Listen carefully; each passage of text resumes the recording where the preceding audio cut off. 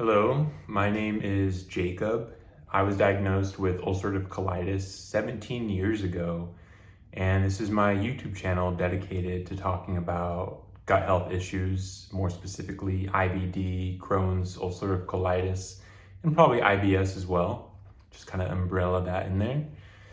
And I uploaded my first video recently talking about my experience with ulcerative colitis for 17 years. So if you haven't watched that yet, check it out because you get some kind of context as to what my journey has been like. But this video is dedicated to answering a question people who've been diagnosed with IBD are very interested in. And I figured if I'm gonna have a channel talking about gut health that I should address this question, which is ulcerative colitis curable? Ulcerative colitis, Crohn's, IBD, are these diseases curable? Now, your doctor has told you that it's not. And the reason your doctor is able to blatantly say that is because under their treatment paradigm, there's no pill you could take that will make, the disease state of UC go away forever. But my answer, as you might suspect, is a bit different. So, can it be cured? It's a bit more complicated than just straight saying yes, it can. And let me explain why that is. So my perspective of ulcerative colitis and IBD in general, gut health problems, gut health symptoms, my perspective on these after having ulcerative colitis for 17 years is this. Basically, we all have our stress buckets, okay? And when I say stress, I don't just mean mental, emotional, and psychological stress. That's one type of stress, but there's also biochemical stress. So if someone's living in a moldy environment and they're being exposed to those toxins, if someone's living in a heavily polluted environment, if someone's getting a lot of toxicity through their food, for example, eating a lot of wheat and getting exposed to a lot of glyphosate, which acts as an antibiotic in the gut, that is a form of stress. And ultimately, these stressors add up and compound.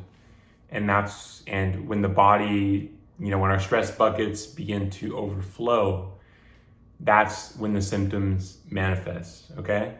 So what I will say to address the question, is it curable, is to maintain the analogy, you can lower the stress in your stress bucket and make your symptoms go away forever.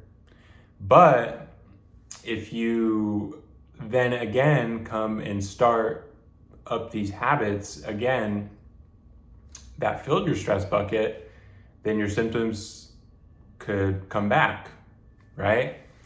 So, this really brings into question this concept of curable.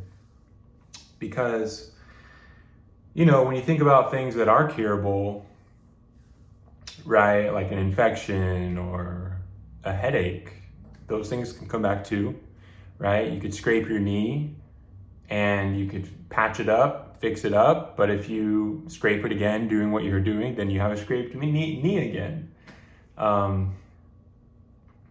So this idea of just like having there be this like cure that, makes your gut symptoms never come back, I think it's just a bit too reductionist. And, this also brings into question why for a certain set of people do these gut symptoms manifest, the blood, the ulcers, when our stress buckets get full. And I think this is where the genetic component of IBD comes into play, right? So we now know about epigenetics, this idea that genetics loads the gun, but environment pulls the trigger. So epigenetically, when our stress buckets are full, we get these ulcers, we get bleeding and other digestive symptoms. For other people, when their stress buckets get full, they get other, diseases and symptoms ranging from other autoimmune conditions like rheumatoid arthritis or, severe psychiatric problems, you name it. So our luck of the draw is IBD. So yeah, my answer is we can make our symptoms go away permanently. There are ways to empty our stress buckets. And, the game is really about figuring out what is filling your stress bucket. And I think that answer is a bit different for everyone. So, one personal stressor I've been addressing lately, which I talk about more in my previous video, is that parasites for me were a big stressor on my system and something that needed to be handled, which I am now, starting to handle and already seeing a great benefit from it. More of a benefit from this than I saw with trying to eat super well. And, just to kind of, grapple and try to understand this a bit better, I've heard of people who are alcoholics who developed IBD from alcoholism. So alcohol consumption was one of their major stressors. I've heard of people lose a family member and develop IBD. So that mental, emotional trauma was, maybe one of their major stressors. And for some people, it is eating a very toxic diet. For some people, it might be the stress that comes with not having a very good light environment in relationship with sunlight and, working, late shifts in the middle of the night and having that impact their circadian biology, which is a huge stressor. I'm going to make more videos about that in the future.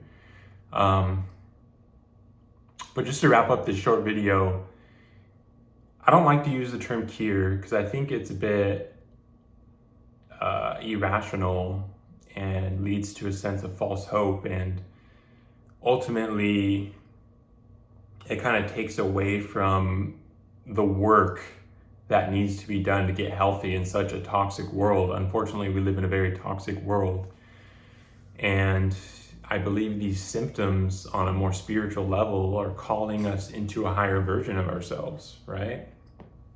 And I know it can be a bit confusing, and I know it's really challenging being really sick, and I definitely have been through the ringer, 17 years, and there's been many months and long spans of time where I was just feeling confused and defeated, like, why is this happening to me, and all that type of chatter in my mind. And it is confusing for many because these symptoms manifest for us, and it seems like a mystery as to why it's happening. Maybe we feel like we're living a healthy lifestyle.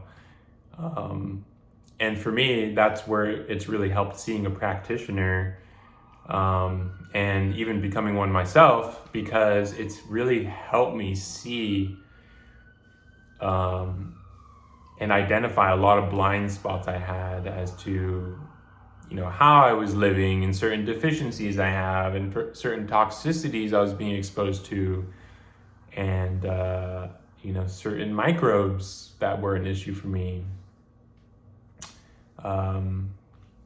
So I hope this video helps, and I hope you found some value from this. If you want, you can like and subscribe. I'm going to be uploading a lot more videos about my perspectives of IBD after having battled it for 17 years. To give you an idea of where I am now with my symptoms today, I've had one bowel movement so far, and there was a little bit of bleeding in there. But I had that bowel movement this morning at 9 a.m. and now it's about 3 p.m. I haven't had any pain. Even during that bowel movement, I didn't have any pain. Haven't had any pain today, no urgency. And I really feel like I'm on the road to being symptom free, which is amazing, and which is part of the reason why I'm starting this channel. So again, if you found value from this, like, subscribe, share with someone you think would benefit, and I'll see you in future videos.